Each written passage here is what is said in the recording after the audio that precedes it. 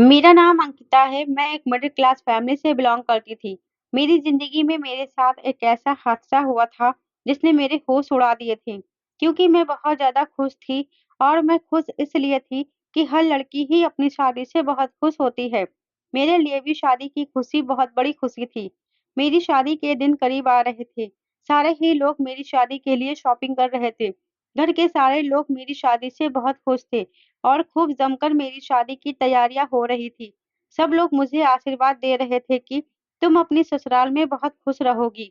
लेकिन मेरे साथ कुछ ऐसा हुआ जिसके बाद मुझे ऐसा लगा कि मैं ससुराल में खुश रहना तो बहुत दूर की बात, ससुराल में कुछ दिन गुजार लूं वही मेरे लिए बहुत होगा। क्योंकि मेरे साथ कुछ ऐसा हुआ था जिससे मेरा पति शादी की पहली रात ही मुझे घर से बाहर निकाल देता और मुझे डाइवोर्स दे देता। मेरी सारी खुशियाँ चकनाचूर हो चुकी थी। हमारे घर में मेरे पापा के दोस्त का बेटा रहता था। उसका नाम शंकर था। शंकर देखने में बहुत स्मार्ट था। हमेशा मैंने उसे भाई की नज़र से देखा था। हालाँकि वह मेरा भाई नहीं था। वह ज़्यादातर मुझसे या किसी से भी बात नहीं करता था। सिर्फ़ और सिर्फ़ अपने ही काम से मतलब रखता था। घर के सारे ही लोग उसकी बहुत इज़्ज़त किया करते थे, क्योंकि वह बहुत मेहनती था और मेरे घर वालों की इज़्ज़त किया करता था। बड़ों का आदर करना, उनका सम्मान करना उसे बहुत अच्छे से आता था और लड़कियों से नज़र झुकाकर बात किया करता था। पर मुझे उम्मीद नहीं थी कि वह मेरे साथ कुछ ऐसा कर देगा जिससे मेरी ज़िंदगी तबाह हो जाएगी। क्योंकि कुछ लोग शक्ल से जैसे होते हैं, अंदर से बिल्कुल भी वैसे नहीं होते। आखिर उसने मेरे साथ ऐसा क्यों किया? आखिर उसकी ऐसी क्या मजबूरी थी? यह सब कुछ मैं आपको अपनी इस कहानी में ज़रूर बताऊँगी, ताकि आपको भी पता चले कि मैं किस हादसे से गुज़र चुकी हूँ। मेरी मेहंदी थी, रात शंकर ने मेरी इज़्ज़त ख़राब कर दी थी। उसने मेरे साथ ज़बरदस्ती करने की कोशिश की और जब उसने मुझे बेहाल कर दिया, तो उसने मेरी कमर पर किसी गहरी चीज़ से कुछ लिख दिया था। उसे मैं देख नहीं सकती थी, क्योंकि उसने वो पीछे के साइड पर लिखा हुआ था, जो कि मुझे पढ़ने में बिल्कुल भी नहीं आ रहा था। पर मुझे बहुत तकलीफ़ हो रही थी। शादी की पहली रात जब मेरे पति ने मुझे देखा और उन्होंने मेरे साथ अपनी मोहब्बत ज़ाहिर की, तो पति ने मेरी कमर पर वह शब्द लिखे हुए देखे थे, जिसे पढ़कर उसके होश उड़ गए थे। वह रोने लगा था। पिछले कुछ दिनों से घर में बहुत ज़्यादा शोर मचा हुआ था, क्योंकि मेरी शादी की तैयारियां चल रही थी। मेरा रिश्ता मेरे पापा ने ही अपनी मर्ज़ी से लगवाया था। जिसके साथ मेरी शादी हो रही थी, उसे मेरे पापा ने खुद पसंद किया था। वह सच में बहुत अच्छा था और सब लोगों को ऐसा लगता था कि मैं उसके घर में बहुत खुश रहूँगी। वह मेरे लिए बिल्कुल परफेक्ट है। मैं भी अपनी शादी से बहुत खुश थी। घर की सारी लेडीज़ मार्केट शॉपिंग करने गई हुई थी। पापा और भैया तो काम पर होते थे। हम 2 बहनें और 1 भाई हैं। मेरी बड़ी दीदी पिछले कुछ दिनों से हमारे घर पर रहने के लिए आ गई थी, क्योंकि उनके छोटे-छोटे बच्चे थे। इस वजह से वह बाजार का काम नहीं कर सकती थी। उनके दोनों बच्चों को मैं अपने पास रोक लिया करती थी और मम्मी और दीदी यह दोनों ही बाजार चली जाया करती थी। मैं घर के दरवाजे को अंदर से अच्छी तरह से लॉक कर लेती थी, क्योंकि मैं ज़्यादातर घर में अकेली ही रहती थी। कभी-कभी शंकर घर में होता था। वह लोग तो घर से बाहर सारा दिन मेरे लिए शॉपिंग करती रहती थी और शाम के टाइम तक ही वापस आती थी। मैं उन लोगों के लिए खाना बनाकर रख लिया करती थी और अपनी दीदी के बच्चों का भी ख्याल रखती थी। मैं घर के काम करके बहुत ज़्यादा थक जाती थी, इसलिए मम्मी ने मेरी मदद के लिए एक नौकरानी का भी बंदोबस्त कर दिया था। वह मेरे साथ घर के थोड़े बहुत काम करवा लिया करती थी और शाम के टाइम वह अपने घर चली जाती थी और बाकी का जो काम होता था, वह मैं खुद कर लिया करती थी। क्योंकि उस बेचारी के भी अपने बच्चे थे और उसे अपने बच्चों के लिए भी खाना बनाना होता था। हमारे घर खाना होता तो वह ले जाया करती थी और नहीं होता तो मैं उसे पैसे दे दिया करती थी। इससे उसकी मदद हो जाती थी। शाम के 7 बज रहे थे, नौकरानी अपने घर को जा चुकी थी। मुझे बहुत ज़्यादा सुस्ती लग रही थी, इसलिए मैं किचन में खड़ी हुई चाय बना रही थी। आज शंकर भी ऑफिस से जल्दी घर आ गया था और फिर शंकर भी किचन में आ गया था और मुझसे चाय बनाने का कहने लगा। मैंने उसके लिए भी 1 कप चाय बना ली थी। वह मेरी ही उम्र का था, इसलिए मैं उसका नाम लिया करती थी। शंकर आज चाय का कहकर किचन से वापस नहीं गया था, बल्कि किचन में खड़े होकर मुझे अजीब-सी नज़रों से देख रहा था। मैंने जब उसके चेहरे की तरफ देखा तो उसकी आँखों में एक अजीब से ही एक्सप्रेशन थे, जिनकी मुझे समझ नहीं आई थी। पता नहीं क्यों वह आज मुझे इतनी घूर-घूर कर सर से लेकर पैर तक देख रहा था। मुझे उसकी नज़रों से एक अजीब-सी उलझन-सी भी हो रही थी कि आखिर वह ऐसा क्यों कर रहा है। मैं उसकी इन हरकतों को समझने की कोशिश तो कर रही थी, पर कुछ समझ नहीं पाई थी। एक पल को तो मुझे उसकी नज़रों से डर लगने लगा था। मैंने जल्दी से अपना ओढ़ा हुआ दुपट्टा ठीक किया था। पता नहीं क्यों उसकी नज़रों में एक अजीब-सी बात थी। ऐसा आज पहली बार था। इससे पहले तो कभी उसने मुझे नज़र भर के देखा तक नहीं था। यहाँ तक कि वह मुझसे बात भी नहीं करता था, जबकि हम लोग तो एक ही घर में रहते थे और वह भी हमारे घर में सालों से रह रहा था। वह बहुत बड़ी, गहरी, भरपूर नज़रों से मुझे सर से लेकर पैर तक देखे जा रहा था। मैंने उसे वहाँ से हटाने के लिए कहा कि तुम कमरे में जाकर अपने बेडरूम में जाओ, मैं तुम्हारी चाय वहीं लेकर आती हूँ। वह अपने कमरे में चला गया था, मगर मैं यह सोचने पर मजबूर हो गई थी कि आज ना जाने शंकर को क्या हो गया है। चाय बनाने के बाद मैं शंकर के कमरे में चाय लेकर गई थी, तो वह सामने ही बेड पर लेटा हुआ था और उस टाइम उसने खाली जीन्स पहनी हुई थी, बल्कि ऊपर से तो उसने अपने सारे कपड़े हटा दिए थे। उसे इस हालत में देखकर मैंने अपनी नज़रें झुका ली थी और मैं कुछ शर्मिंदा-सी हो रही थी। मैं चाय रखकर वापस जाना चाहती थी, मगर अचानक ही शंकर ने मेरा हाथ पकड़ लिया और मुझे अपने पास बैठा लिया। मैं उसकी इस हरकत को समझ नहीं पाई थी। उसकी आज की हर बात मुझे अजीब-सी लग रही थी। ऊपर से उसको मुझे देखने का स्टाइल मुझे डर में तब्दील कर रहा था। पिछले कई दिनों से मैं नोटिस कर रही थी कि शंकर की हालत बहुत अजीब-सी हो गई थी। वह हर टाइम गुमसुम-सा रहता था और पता नहीं कहाँ पर खोया-खोया रहता था। घर में वह कभी-कभी पापा के साथ बातचीत कर भी लिया करता था, लेकिन अब तो वह उनसे भी कोई बात नहीं करता था। ऑफिस से आते ही फ़ौरन अपने आप को कमरे में बंद कर लिया करता था और जब खाने का टाइम होता, तो खाना खा लिया करता था या फिर कभी-कभी तो हमें ही उसे बार-बार उसके कमरे में खाना खाने के लिए बुलाने जाना पड़ता था। पता नहीं उसकी ऐसी हालत क्यों हो गई थी और पता नहीं इधर-उधर देख-देख कर क्या तलाश किया करता रहता था। उसे जब भी कोई बुलाने के लिए जाता, तो वह चौंक जाया करता था। मम्मी भी उसकी इन हरकतों को काफ़ी दिनों से नोटिस कर रही थी और वह इस बारे में पापा से कहती थी कि शंकर को न जाने क्या हो गया है। वह तो आजकल बिल्कुल ही बदल कर रह गया है। घर में होते हुए भी उसकी मौजूदगी का एहसास नहीं होता और आजकल ना ही हम लोगों के साथ बैठकर कोई बातचीत करता है, ना पहले की तरह हँसता है और ना ही बोलता है, ना किसी से कोई बात करता है। मम्मी-पापा को इस तरह परेशान देखकर मैं उन्हें तसल्ली दे दिया करती थी कि वह तो हमेशा से ही ऐसा है और यह बात एक हद तक सच भी थी। इससे पहले शंकर मुझसे कुछ कहता, तभी मैं दरवाजे की बेल की आवाज़ सुनकर उसके कमरे से बाहर आ गई थी। मम्मी और दीदी मार्केट से आ गई थी। उन लोगों के साथ कुछ देर बैठकर मैं अपने कमरे में आ गई थी और फिर लगातार मैं शंकर के बिहेवियर के बारे में सोच रही थी। मेरे दिमाग में उसकी हरकतें बार-बार घूम रही थी, मगर मेरी कुछ समझ में नहीं आ रहा था। उलझन थी जो बढ़ती ही जा रही थी और अब तो मेरी शादी के दिन भी करीब आ गए थे। मेरी शादी को अब सिर्फ 1 महीना ही रह गया था। धीरे-धीरे यह 1 महीना भी गुज़र गया। फाइनली मेरी मेहंदी का दिन भी आ गया था। इस दिन मैं अपने कमरे में थी और अच्छी तरीके से तैयार हो रही थी। आज का दिन और आने वाले जितने भी दिन थे, मेरे लिए बहुत स्पेशल होने वाले थे। मैं अपने उन आने वाले दिनों के बारे में सोच-सोच कर खूब खुश हो रही थी।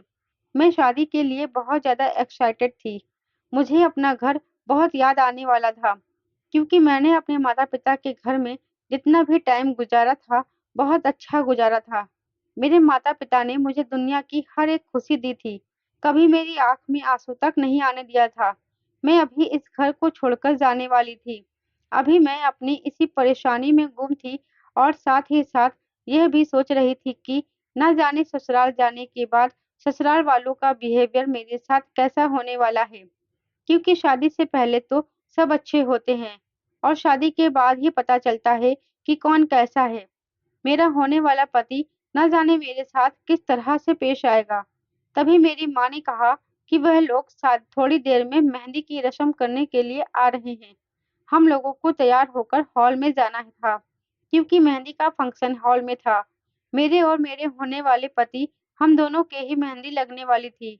मुझे आज सुबह से ही बुखार आ रहा था और मेरी तबीयत कुछ ठीक नहीं थी, क्योंकि सर्दियों के दिन चल रहे थे और ज़्यादा पानी में हाथ होने की वजह से मुझे ठंड लग गई थी।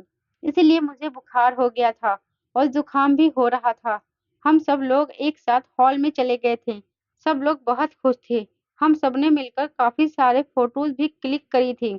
मेरे होने वाले पति का नाम सोहन था। सोहन देखने में बहुत हैंडसम था और पढ़ा-लिखा लड़का था। सोहन मुझे देखकर बहुत खुश हो रहा था। मैं भी उसे देख-देख कर शर्म आ रही थी, क्योंकि मैं उससे नज़रें नहीं मिला पा रही थी। आज के दिन मैं बहुत ज़्यादा खुश थी, लेकिन अचानक मेरे सर में बहुत तेज़ दर्द होने लगा था। मेरी तबीयत कुछ ठीक नहीं लग रही थी। अभी सारे मेहमान हॉल में ही मौजूद थे। हम लोगों ने हॉल इसलिए लिया था, क्योंकि ज़्यादातर हमारे मेहमान दूसरे शहरों के थे, पर हमारा घर छोटा था, इसलिए सारे मेहमान हमारे घर में नहीं आ सकते थे। माँ ने जब देखा कि मेरी तबीयत ठीक नहीं है, मुझे बहुत तेज़ बुखार है, तो माँ ने मुझे शंकर के साथ गाड़ी में घर भिजवा दिया, क्योंकि हॉल में तो मुझे आराम नहीं मिल सकता था। माँ ने कहा कि तुम घर जाकर आराम से सो जाना, क्योंकि तुम्हारी शादी है और इस स्पेशल मौके पर तुम्हारी तबीयत खराब होना ठीक नहीं है। माँ ने शंकर को कहा था कि तुम अंकिता को छोड़कर वापस आ जाना। शंकर मुझे गाड़ी में बैठाकर घर छोड़ने के लिए आ गया था। मैं देख रही थी कि उसकी नज़रें बार-बार मुझ पर थी। वह शीशे से पीछे की तरफ मुझे देख रहा था। थोड़ी देर गुज़री थी कि घर आ गया। शंकर भी मेरे साथ घर के अंदर आ गया था। मुझे लगा कि शायद उसका कोई सामान रह गया होगा, लेकिन उसने तो घर के अंदर घुसते ही घर का दरवाज़ा बंद कर दिया था। मैं कुछ समझ नहीं पाई थी। मैं तो सीधा अपने कमरे में चली गई थी, क्योंकि मेरे सर में बहुत तेज़ दर्द हो रहा था और मैं बुखार में भी तप रही थी। मुझे अभी-अभी दवाई खानी थी। शंकर और मैं इस घर में अकेले थे। घर में हम दोनों के अलावा कोई भी मौजूद नहीं था और मैं इस टाइम अपने कमरे में खड़ी हुई अपनी दवाई ढूँढ रही थी, जो कि मुझे नहीं मिल रही थी। फिर थोड़ी ही देर में मुझे दवाई मिल गई थी। दवाई मैंने अपने ही तकिए के नीचे रख ली थी और मैं खुद ही भूल गई थी। दवाई खाने के बाद मैंने कपड़े चेंज कर लिए थे और मैं बैठकर सोच रही थी कि लड़कियों की भी क्या ज़िंदगी होती है। यही वही आँगन था जहाँ पर मैं खेल-कूद कर बड़ी हुई थी और अब मैं हमेशा-हमेशा के लिए यहाँ से जा रही थी। यह सोचकर ही मैं उदास हो गई थी। तभी अचानक मुझे कमरे में किसी की आहट महसूस हुई थी। जब मैंने दरवाजे की तरफ नज़र घुमाकर देखा, तो वहाँ पर शंकर खड़ा हुआ था। मगर आज ये वह शंकर नहीं था, जिसे मैं जानती थी। उसकी आँखों में जुनून था और अजीब-सा जुनून सवार था।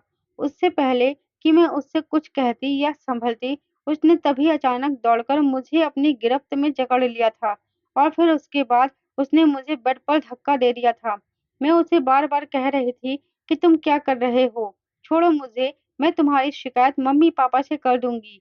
पर उसे तो जैसे मेरी किसी बात का असर ही नहीं हो रहा था। ऐसा लग रहा था जैसे उसके कानों में मेरी आवाज़ जा ही नहीं रही है। मैं खुद को उससे छुड़ाने की बहुत कोशिश कर रही थी, मगर एक तो मेरी तबीयत ठीक नहीं थी और फिर वह मर्द था। मर्द तो वैसे भी काफ़ी मज़बूत होते हैं और औरत हर बार उनके सामने कमज़ोर पड़ जाती है। यह सब कुछ मेरे लिए यकीन करने के लायक नहीं था। मुझे कुछ समझ नहीं आ रहा था कि ये सब क्या हो रहा है। मैं चीख रही थी, चिल्ला रही थी, मगर मेरे चीखने-चिल्लाने का कोई फ़ायदा नहीं था, क्योंकि इस घर में हम दोनों के अलावा कोई नहीं था, जो मेरी मदद कर सकता। यह हादसा मेरे लिए मर जाने के काबिल था। मेरे होश-हवास ने मेरा साथ छोड़ दिया था और मैं कुछ नहीं कर सकती थी। मैं बुरी तरह से रो रही थी, फिर इसी वजह तरह से चीखते-चिल्लाते हुए अचानक मैं बेहोश हो गई और फिर जब मैं होश में आई, तो शंकर मेरी कमर पर न जाने क्या लिख रहा था। मैं कुछ भी जान नहीं पाई थी। मैं बिल्कुल खामोश होकर रह गई थी। वह किसी गहरी चीज़ से मेरी कमर पर कुछ लिख रहा था। मेरी कमर तकलीफ से चूर हो रही थी। मुझे अपनी कमर पर कोई गहरी चीज़ चलती हुई महसूस हो रही थी और मेरी कमर की खाल छिल रही थी। शायद खून भी बह रहा था, मगर मैं कुछ नहीं कर सकती थी, क्योंकि मेरा शरीर कोई भी हरकत करने के काबिल नहीं रहा था। अब मुझे ऐसा लग रहा था जैसे किसी ने मेरे शरीर के अंदर से जान निकाल ली हो। मैं कभी सोच भी नहीं सकती थी कि शंकर मेरे साथ ऐसा भी कुछ कर सकता है। मैं बुरी तरह से सिसक रही थी, रो रही थी, तड़प रही थी। मेरे आँसू रुकने का नाम ही नहीं ले रहे थे, मगर जल्द ही मैंने अपने आँसू पोंछ लिए और खुद पर काबू पा लिया था कि अगर इस बारे में किसी को पता चल गया कि मुझ पर क्या मुसीबत गुज़र चुकी है, तो न जाने क्या होगा और मेरी बदनामी अलग हो जाएगी। अब तो मेरी शादी होने में भी ज़्यादा समय नहीं है और मेरे पेरेंट्स अलग परेशान हो जाएँगे। मैंने खुद को बड़ी मुश्किल से सँभाले रखा था और बिस्तर पर जब मैं लेटी ही थी, तो मेरी कमर में बहुत तेज़ दर्द हो रहा था। तभी बाहर सब लोगों के बोलने की आवाज़ आ रही थी। शंकर तो मेरे कमरे से जा चुका था। शायद सब लोग वहाँ घर वापस आ गए थे। मैंने जल्दी से अपने आँसू पोंछकर अपने आप को नॉर्मल किया था। थोड़ी देर के बाद मम्मी और दीदी मेरे कमरे में आ गई थी। जब मम्मी ने मेरा चेहरा देखा तो हैरान रह गई और बिना कहे ही समझ गई कि मुझे कोई परेशानी है। उन्हें यह भी लगा कि मेरी तबीयत खराब है। मेरी हालत इस वजह से ऐसी हो रही थी। उन्होंने मेरा चेहरा अपने हाथों में थाम लिया और कहा कि क्या बात है? क्या तुम्हारी तबीयत ज़्यादा ही खराब हो रही है? तुम क्यों इतनी उदास लग रही हो? अगर ऐसा ही है, तो कल हम तुम्हें किसी और डॉक्टर को दिखा देते हैं, जिसकी दवाई से तुम्हारी तबीयत जल्दी ही ठीक हो जाएगी। मैंने बहुत मुश्किल से अपने आँसू पोंछे थे और मम्मी से कहा कि कुछ भी नहीं, मैं बिल्कुल ठीक हूँ। मैंने दवाई खा ली है और मेरी तबीयत भी ठीक ही है। बस आपको ऐसे ही लग रहा है। तभी मम्मी ने मुझे गले से लगा लिया, कहने लगी, अगर तुम आने वाले समय की वजह से परेशान हो, तो फ़िक्र मत करो। हर लड़की के लिए यह वक़्त ज़रूर आता है। तुम टेंशन मत लो, सब कुछ ठीक हो जाएगा। तुम अपने दिमाग पर किसी तरह की टेंशन सवार मत करो। वह मुझे और भी कई तरह की तसल्ली देकर गई थी, लेकिन मेरा दिमाग तो कहीं और ही उलझा हुआ था। मैं अपनी शादी को लेकर जितना एक्साइटेड और खुश थी, मेरी सारी खुशियाँ और एक्साइटमेंट तो पूरी तरह से खत्म ही हो गया था। मैं दिल ही दिल में अपनी मम्मी से कहने लगी, मम्मी आपको नहीं पता कि मेरे दिल पर क्या गुजर रही है। मेरी ज़िंदगी कितनी बड़ी मुश्किल का शिकार हो गई है। अगर आपको अपनी बेटी की तकलीफ के बारे में पता चले, तो शायद आपका दिल धड़कना ही भूल जाए कि आपकी बेटी के साथ आपके ही घर में कितना बड़ा जुल्म हो चुका है। तभी मम्मी मुझे सोने का कहकर वहाँ से उठकर चली गई। और साथ ही साथ दीदी भी चली गई। मैं जानती थी कि वह बहुत ज़्यादा परेशान हो जाएँगी और अकेले में बैठकर रोएँगी, क्योंकि वह किसी के सामने रोती नहीं थी और ना ही किसी के सामने कमज़ोर पड़ती थी और मेरे सामने तो बिल्कुल भी कमज़ोर नहीं पड़ना चाहती थी। वह जानती थी कि अगर वह भी कमज़ोर पड़ गई, तो उनकी बेटी को सँभालना बहुत मुश्किल हो जाएगा। मैं अपने घर में सबसे छोटी थी, इसलिए मम्मी-पापा मुझे ज़्यादा प्यार किया करते थे। अगले दिन मुझे हमेशा के लिए यहाँ से विदा होकर अपनी ससुराल चले जाना था। कल तक मेरी फीलिंग बिल्कुल अलग हो चुकी थी। मैं आने वाले वक़्त के ख़्यालों में खोई हुई थी, मगर अब मुझे बार-बार डर महसूस हो रहा था। मुझे डर लग रहा था कि ना जाने अब क्या होगा? अगर यह सब कुछ मेरे पति को पता चल गया, तो पक्का वह मुझे शादी की पहली रात ही डाइवोर्स देकर घर से बाहर निकाल देगा। क्योंकि उसे तो ऐसा लगता था जैसे कि मैं कुँवारी हूँ। लेकिन उसे क्या पता मेरी इज़्ज़त तो किसी के हाथों खराब हो चुकी है। मैं डर की वजह से अपने दिल में कई तरह के ख़्याल पैदा कर रही थी। शादी का दिन भी आ गया था। सब लोग बहुत खुश थे और सबके खुश चेहरे देखकर मेरी आँखों में बार-बार आँसू आ रहे थे। जब मेरी फैमिली के लोगों ने देखा कि मेरी आँखों में बार-बार आँसू आ रहे हैं, तो उन्हें इसका मतलब यह लगा कि ऐसा इसलिए हो रहा है क्योंकि मैं इस घर को छोड़कर जा रही हूँ। पर कोई भी मेरे दिल के हाल को नहीं जानता था। मैं जब भी शंकर को देखती, तो मुझे उससे नफ़रत हो रही थी। मन कर रहा था कि मैं उसको जान से मार दूँ। उसने मेरी ज़िंदगी खराब कर दी है। आखिर उसे ऐसा करके क्या मिला? मेरी शादी की सारी रस्में हो चुकी थी, पर मैं एक भी रस्म से खुश नहीं थी। मैं तो बिल्कुल बेजान हो रही थी। ऐसा लग रहा था जैसे मैं कोई रोबोट हूँ और सब लोग मुझे अपने तरीके से चला रहे हैं। जो जैसा कहता मैं वैसा कर लिया करती और इसी तरह से मैं विदा होकर अपने ससुराल आ गई। जब मैंने ससुराल आने के बाद अपने पति के हँसते मुस्कुराते चेहरे की तरफ देखा, तो मैंने कई बार अपनी आँखों से आँसू साफ कर लिए थे और उनको रोकने की पूरी-पूरी कोशिश की थी। अगर उसे पता चल जाता कि उसकी पत्नी के साथ क्या बीत चुकी है, तो शायद वह इस तरह से हँस नहीं रहा होता, बल्कि धुतकार कर मुझे अपनी ज़िंदगी से निकाल चुका होता। और फिर मुझे मेरी नंद ने मेरे कमरे में पहुँचा दिया था। मैं धड़कते हुए दिल के साथ आने वाली पल का इंतज़ार कर रही थी। मुझे डर लग रहा था कि अगर मेरे पति को पता चल गया, तो पता नहीं क्या होगा। तभी वह कमरे में आया और मेरा हाथ पकड़कर मेरी खूबसूरती की तारीफ़ करने लगा और कभी इधर-उधर की छोटी-मोटी बातें करने लगा। मेरी पसंद-नापसंद के बारे में पूछने लगा। वह अपने बारे में भी मुझे बता रहा था, लेकिन मैं तो कुछ बोल ही नहीं पा रही थी। मेरे दिमाग में तो सिर्फ़ डर ही बैठा हुआ था और धीरे-धीरे रात गुज़रती चली जा रही थी। फिर जब उसने मुझसे अपना हक़ लेने के लिए मेरी कमर से मेरे कपड़े हटाए, तो वही हुआ जिसकी मुझे उम्मीद थी। मेरे पति ने मेरी कमर के वहाँ निशान देख लिए थे, जो शंकर ने सिगरेट से मेरी कमर पर लिख दिया था। लेकिन फिर उसके बाद मैं छोटी-सी थी जब मेरे पापा शंकर का हाथ पकड़कर हमारे घर में आए थे और मम्मी से कहने लगे कि आज के बाद यह मेरा बेटा है और इसको इस घर में वही वैल्यू दी जाएगी जो मेरे बेटे को दी जाती है। मम्मी भी उनकी इस बात से खुश हो गई थी क्योंकि हम 2 बहनें थे और एक ही भाई था। मम्मी को लगा कि इस तरह से उनके 2 बेटे हो जाएँगे। मुझसे भी पापा ने कहा कि आज से यह तुम्हारे भाइयों की तरह है। मैंने उसका हाथ पकड़ लिया। वह उम्र में मेरे ही साथ का था और फिर हम दोनों में दोस्ती हो गई। उस समय शंकर और मेरी उम्र 11 साल थी और हम दोनों एक साथ ही खेल-कूद कर बड़े हुए थे। वह मुझ पर मेरे बड़े भैया की तरह ही रौब जमाता था।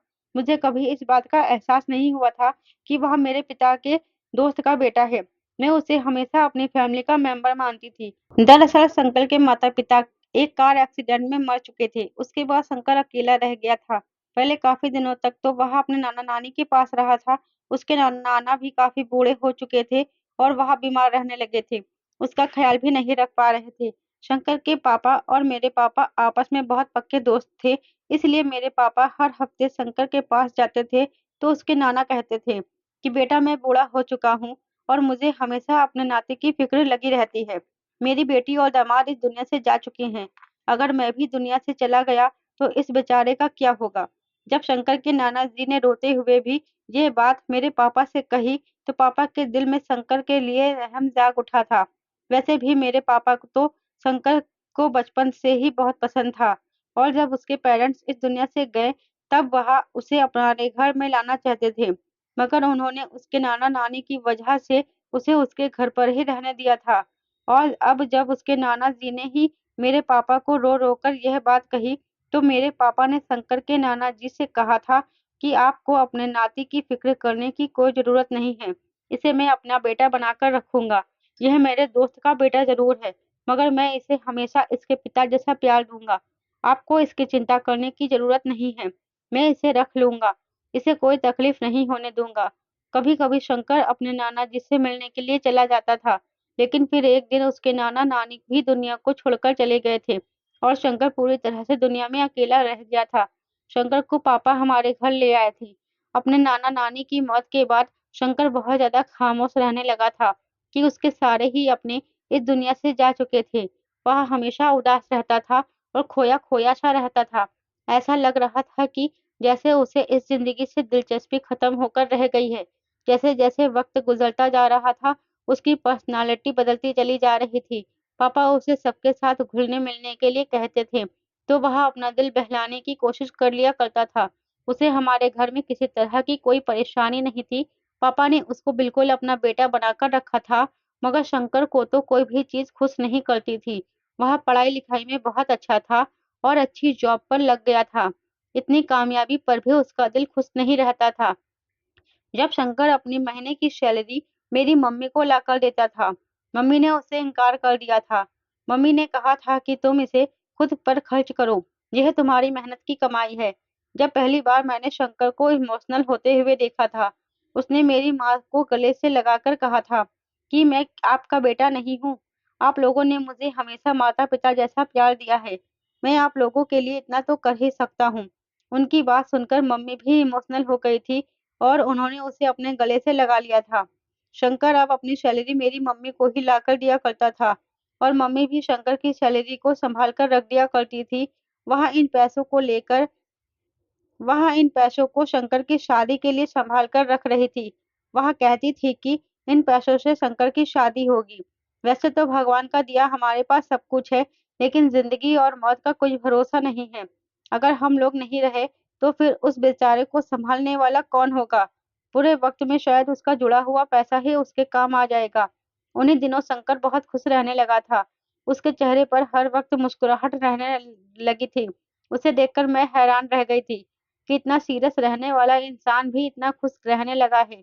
मुझे इस बात का आइडिया नहीं था और फिर कुछ टाइम गुज़रा तो दोबारा फिर से शंकर का बिहेवियर पहले जैसा हो गया था। वह इतना ज़्यादा खामोश रहने लगा था कि उसकी सीरियसनेस ने मुझे डर महसूस होने लगा था। उन्हीं दिनों मेरा भी रिश्ता लग गया था, लेकिन जब शंकर को यह पता चला कि मेरी शादी इस लड़के के साथ हो रही है, तो यह लड़का शंकर को पसंद नहीं आया था और उसने मेरे मम्मी-पापा से कह दिया था कि अंकिता की शादी यहाँ पर मत करो।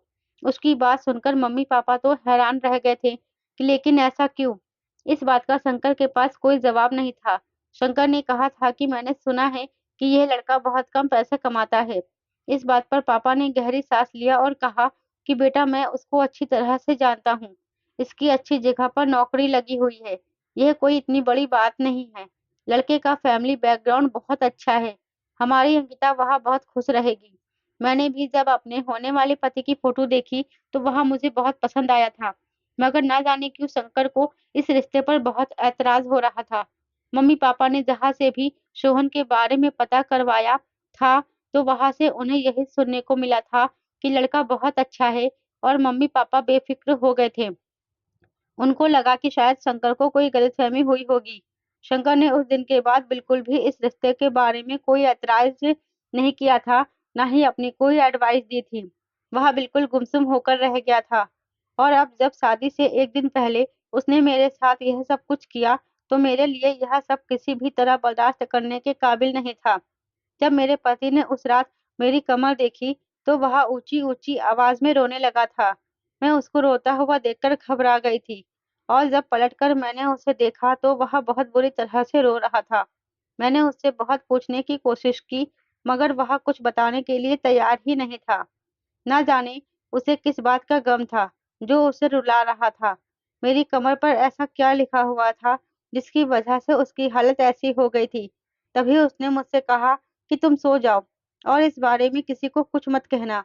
मैं उसके इस बिहेवियर पर हैरान और परेशान रह गई थी और रात भर यही सोचती रही कि मैं तो समझती थी कि मेरे पति को गुस्सा आएगा, मगर उसका रोना तो मेरी समझ से ही बाहर था और मैं यही सब कुछ सोचते-सोचते ना जाने कब गहरी नींद की वादियों में खो गई थी।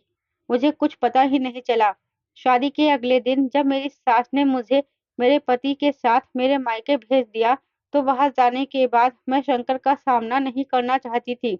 इसीलिए मैं सीधा अपने मम्मी-पापा के कमरे में चली गई।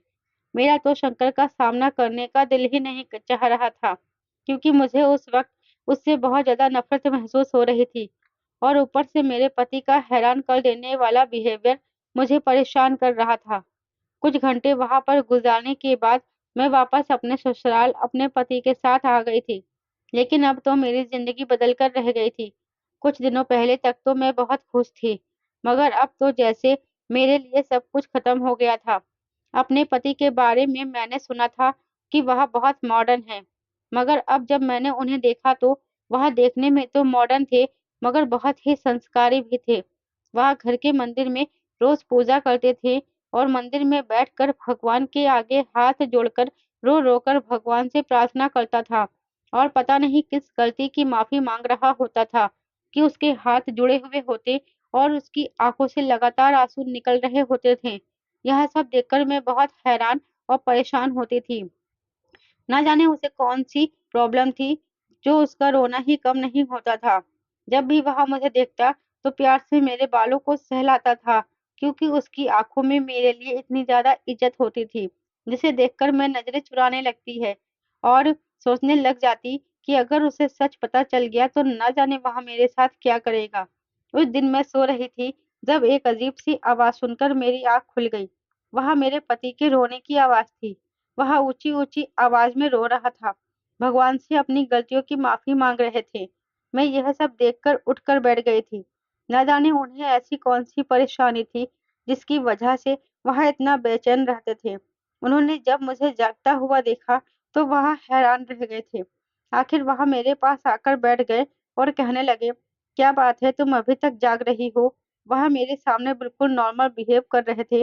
अब मैं उनके इस रोने पर बहुत तंग आ गई थी, इसलिए मैंने उनसे कहा कि आखिर आप मुझे सब कुछ बताते क्यों नहीं? आखिर आपके साथ ऐसी कौन-सी परेशानी है और आप हमारी सुहाग रात पर भी मुझे देखकर रोने लगे थे और आप अभी भी रातों को उठ-उठ कर रोते हो। आखिर इन सब की क्या वजह है? उनके चेहरे पर अजीब-सी बेचैनी फैल गई थी। वह कहने लगे कि ऐसी बात है, जिसे सुनकर शायद तुम बर्दाश्त न कर सको। मगर अब तो मैं इस बात को जानना ही चाहती थी। मैं कहने लगी कि अब तो मैं जान कर ही रहूँगी कि आखिर बात क्या है? तभी वह कहने लगे कि मैं शंकर को काफ़ी टाइम से जानता हूँ। कुछ टाइम पहले तक वह मेरा अच्छा दोस्त था। यह बात सुनकर तो मेरे होश उड़ गए थे कि अगर शंकर उनका दोस्त था, तो फिर शंकर ने मेरी शादी सोहन से होने के लिए मेरे पेरेंट्स से क्यों मना कर रहा था? मेरे पति की अगली बात ने मुझे चौंका कर रख दिया था। मेरे पति ने कहा कि हम दोनों एक ही ऑफिस में जॉब करते थे। मेरे पापा का बिजनेस था, वह मुझे अपने साथ अपने ऑफिस में आने के लिए कहते थे, मगर मुझे जॉब करने का शौक था और मैं एक्सपीरियंस भी करना चाहता था। इसीलिए मैं उस कंपनी में जॉब कर रहा था, जहाँ शंकर था। उसी ऑफिस में एक लड़की थी जो बहुत गरीब थी, लेकिन खूबसूरत थी और शरीफ फैमिली से बिलोंग करती थी। मैं हमेशा से ही लड़कियों के साथ फ्लर्टी रहा था और जब मैंने उस लड़की को देखा, तो मेरा उस पर दिल आ गया था। मैं नहीं जानता था कि शंकर उस लड़की को पसंद करता है और मैं भी उस लड़की के पीछे था। मैंने उस लड़की को प्रपोज़ किया, मगर उस लड़की ने इनकार कर दिया। मगर मैं उस लड़की के पीछे पड़ गया। जब एक दिन मैंने उस लड़की को बहुत तंग किया, तो उसने मेरे थप्पड़ मार दिया और इस बात पर मुझे बहुत गुस्सा आया था। मैं उस लड़की से बदला लेने की प्लानिंग कर रहा था और फिर एक दिन मुझे इस बात का मौका मिल गया था। मौसम बहुत ज़्यादा खराब था, शायद बारिश होने वाली थी। एक-एक करके ऑफिस के सारे वर्कर भी चले गए थे और ऑफिस में वह लड़की और मैं ही रह गए थे। उस टाइम वह अपने काम में इतनी बिज़ी थी कि उसे किसी के आने-जाने का पता ही नहीं चला। वह वैसे भी सबसे लास्ट में ही घर जाती थी। जब मैंने देखा कि ऑफिस में कोई नहीं है, बाहर सिर्फ गार्ड था, तो मैंने उसे पैसे देकर गार्ड को खरीद लिया और उससे कहा कि जब तक मैं न कहूँ तब तक किसी को अंदर मत भेजना। और फिर मैंने उस लड़की का इस्तेमाल किया और उसकी इज़्ज़त खराब कर दी। उससे अपनी बेइज़्ज़ती का बदला भी ले लिया। बाद में मुझे पता चला कि शंकर उससे बहुत प्यार करता था और वह दोनों एक-दूसरे से शादी करना चाहते थे। फिर अगले ही दिन उस लड़की ने सुसाइड करने से पहले उसने शंकर को यह सारी बात बता दी थी। उस दिन शंकर ने तुम्हारी कमर पर लिखा था कि दिल तो मेरा चाह रहा है कि मैं तुमसे भी तुम्हारी खुशियों को छीन लूँ, जिस तरह तुमने मेरी खुशियाँ मुझसे छीन ली थी। मगर क्या करूँ, यह मेरे लिए मेरी बहनों की तरह है और इसके घर वाले मुझ पर बहुत भरोसा करते हैं। मैं अपनी बहन के साथ कुछ गलत नहीं कर सकता। अपने पति के मुँह से यह बात सुनकर मेरा मुँह खुला का खुला रह गया था। इतने टाइम से मैं जो समझ रही थी कि शंकर ने मेरी इज़्ज़त खराब कर दी है, इसका मतलब यह था कि मुझे गलतफ़हमी हुई थी और मैं बिल्कुल पवित्र थी। मगर मुझे अपने पति से बहुत शिकायत थी कि उन्होंने एक लड़की के साथ ऐसा क्यों किया था। मैंने उससे अपनी शिकायत रखी तो वह फिर से रोने लगे थे। कहने लगे कि मैं भगवान से रो-रो कर प्रार्थना करता हूँ, मुझसे नासमझी में बहुत बड़ी गलती हो गई थी। यह मेरे लिए ऐसा पछतावा है जो शायद सारी ज़िंदगी मेरे साथ रहेगा और मैं अपनी उस गलती पर बहुत शर्मिंदा हूँ। तो मुझे माफ़ कर दो। मैं वादा करता हूँ कि आज के बाद ऐसा कभी कुछ नहीं करूँगा। उनकी बात सुनकर मैं भी रो पड़ी। अब जो होना था वह तो हो चुका था। अब क्या हो सकता था? मेरे दिल से यह गलतफ़हमी दूर हो गई थी कि शंकर ने मेरे साथ कुछ गलत किया था। बल्कि वह तो मुझे अपनी बहन मानता था, जबकि उसने मौका होने के बावजूद मुझे छोड़ दिया।